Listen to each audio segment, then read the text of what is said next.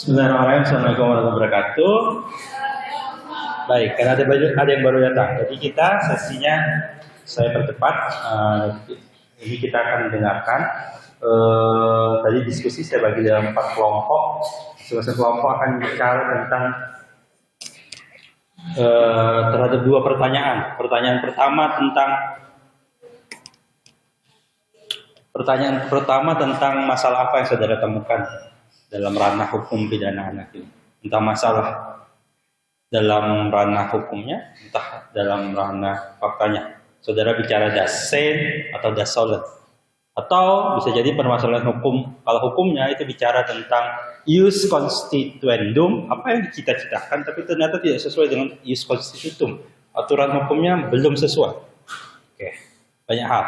Lalu yang kedua, solusi apa yang saudara bisa tawarkan? Nah, saya cuma ingin lihat sebenarnya seberapa dipahami mata kuliah ini kan gitu. Oke, kelompok mana yang mau duluan?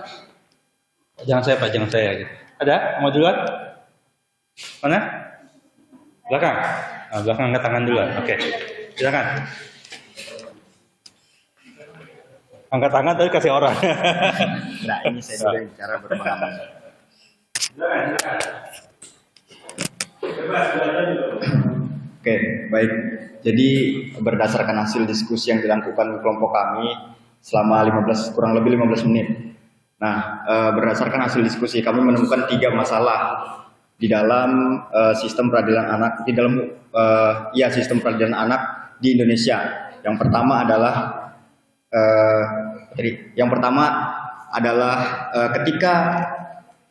ketika ada seseorang anak yang berhadapan dengan hukum, anak itu dipanggil, anak itu dihukum di pengadilan, itu yang disalahkan anaknya. Nah, padahal setiap yang pertimbangan yang kita bicarakan adalah bahwa kenapa sih anak itu bisa jadi nakal, kenapa sih anak itu bisa berhadapan dengan hukum adalah karena faktor lingkungan. Nah, jadi kenapa enggak lingkungannya sekalian yang ditarik ke pengadilan, yang dihukum. Nah, tapi kan lingkungan kan nggak bisa dijadikan sebagai subjek hukum. Itu yang pertama. Yang kedua adalah masalah umur. Nah, jadi umur 12 sampai 18 tahun itu masih sangat menjadi perdebatan karena memang apa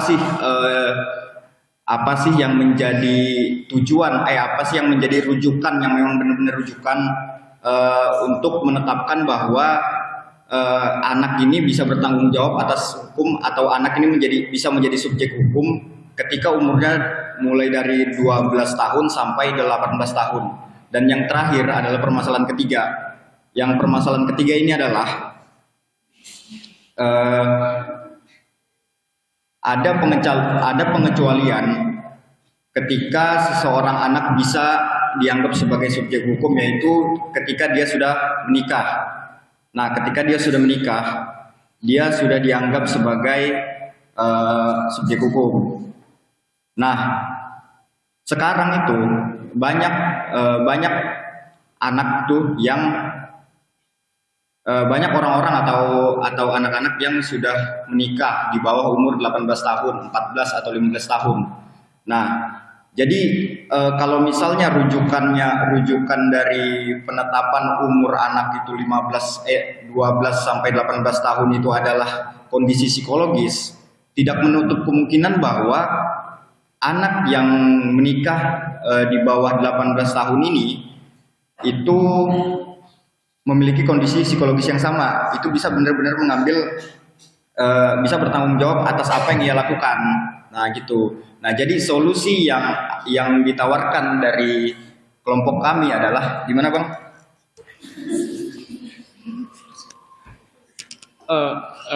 Baik. Ini karena diskusinya singkat, jadi ini adalah kajian cepat terhadap 3 masalah itu tadi.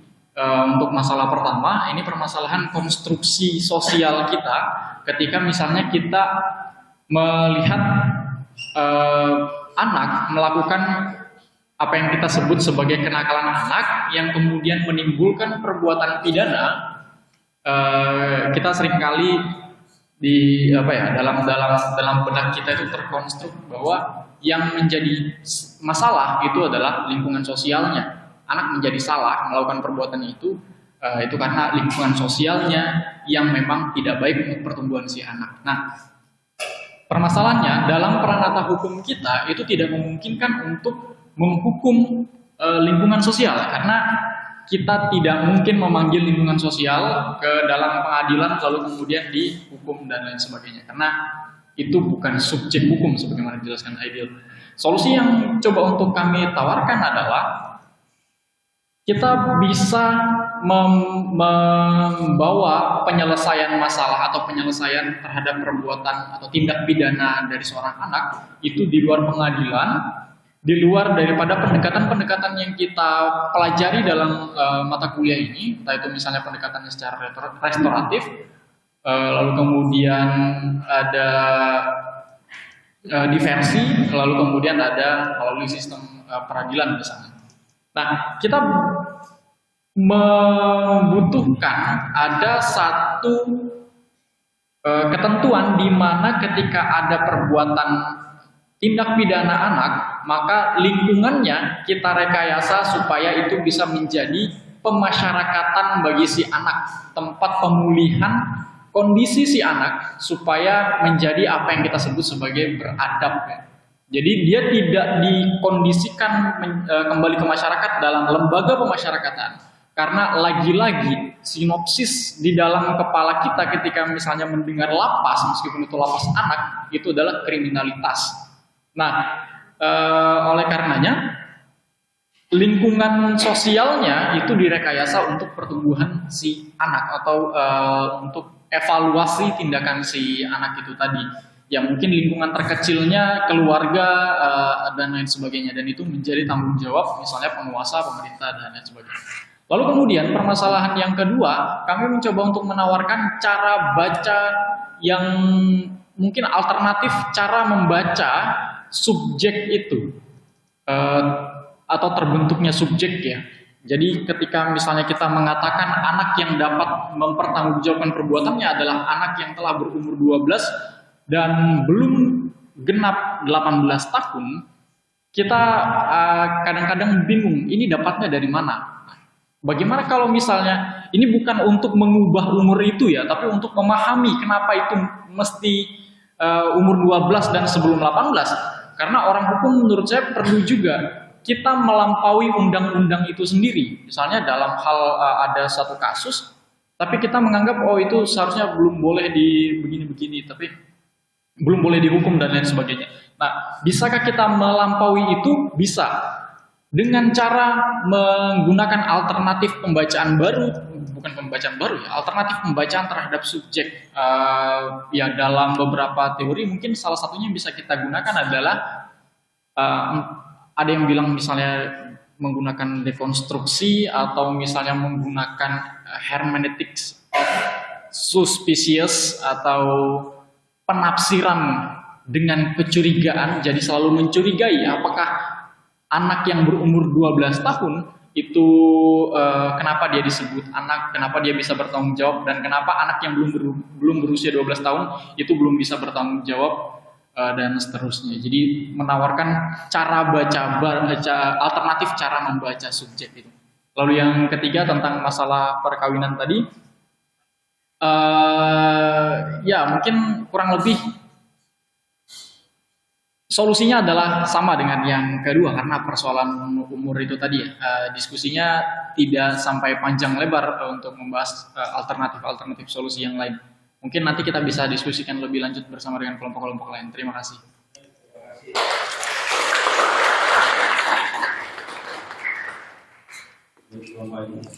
Pertanyaan.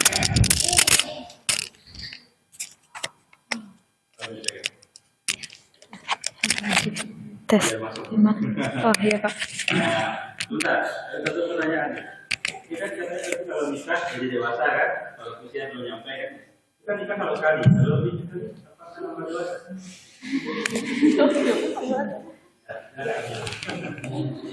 Berdiri Kak, Pak? Atau duduk berdiri? Silakan.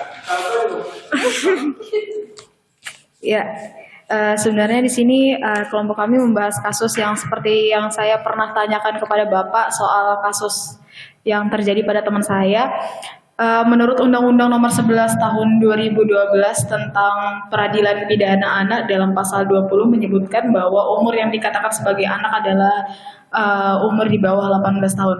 Nah, pada saya membahas dulu kronologi yang terjadi pada teman saya bahwa teman saya ini adalah pelaku daripada tindak pidana bisa disebut tentang pelecehan seksual dan korbannya ini adalah anak di bawah umur. Sebenarnya dasarnya mau sama mau, seperti yang Bapak bilang bahwa jika mau sama mau, namun salah satu pasangan tersebut adalah anak di bawah umur, pelakunya tetap bakal si orang yang dewasa. Namun sebenarnya jika ditelah lebih lanjut, pelaku sebenarnya adalah si perempuan yang di bawah umur. Dan seharusnya dalam dalam penerapan hukum yang di lingkungan saya, seharusnya si perempuan ini mendapatkan pembinaan atau penegakan hukum lebih lanjut dengan pengadilan yang berbeda seperti pengadilan anak atau pembinaan yang dilakukan oleh lembaga pembinaan khusus anak. Karena sebenarnya permasalahan yang ada di lingkungan saya ini proses penegakan hukumnya.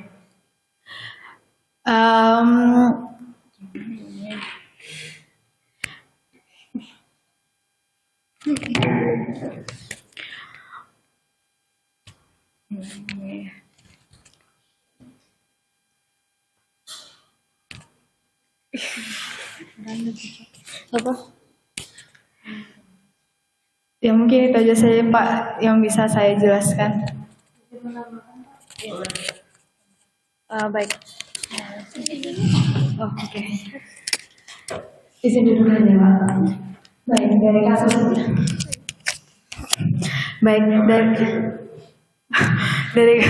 oh ya Kak. Halo. Baik, dari kasus yang kita dengar sama-sama nih teman-teman bahwa kasus yang terjadi di wilayahnya si Vivi ini dilihat dari alur bagaimana tindak pidana itu terjadi, pelakunya yaitu adalah anak. Karena dia dengan sengaja dan maupun juga ada niatan jahat untuk menjebak si pria tersebut, walaupun memang pada dasarnya hubungan seksual ini didasari suka sama suka seperti itu.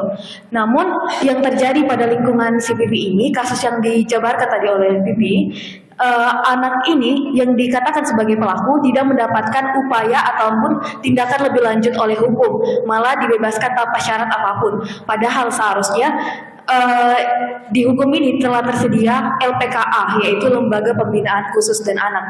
Jadi yang menjadi permasalahan yang di sini adalah dari segi regulasi maupun juga dari segi proses penegakan hukumnya itu sendiri. Seperti itu, Pak. Baik, sekian, terima kasih.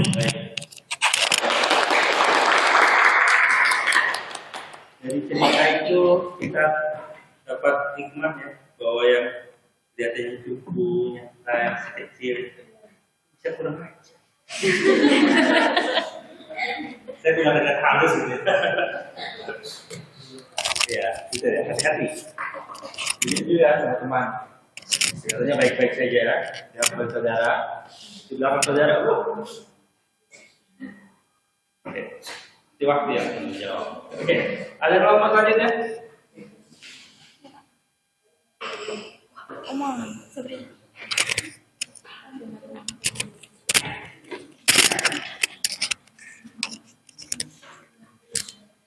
Oke, baik, saya mungkin mewakili kelompok saya menjelaskan apa yang telah disampaikan, yang telah diberikan dari partner tadi. Mungkin saya lebih mengkerucut dari apa yang disampaikan oleh Aidil dan Muhammad tadi, membahas secara luas terkait anak itu sendiri, kemudian dari kelompok Vivi dan Miranda itu terkait kekerasan seksual. Oke, jadi dari kelompok kami ini akan membahas terkait yang sering sekali terjadi sampai saat ini adalah bullying oleh pelaku itu anak atau perundungan fisik oleh pelaku anak. Jadi dalam beberapa waktu ini, dalam selang beberapa bulan, 2 bulan itu ada 2 kasus viral oleh anak yang melakukan perundungan fisik atau bullying kepada temannya. Yang pertama di bulan September itu adalah bullying perundungan fisik oleh siswa SMP di Cilacap, yang mana korbannya sampai dilarikan ke rumah sakit dengan luka berat, yang kemudian ada lagi kasus perundungan fisik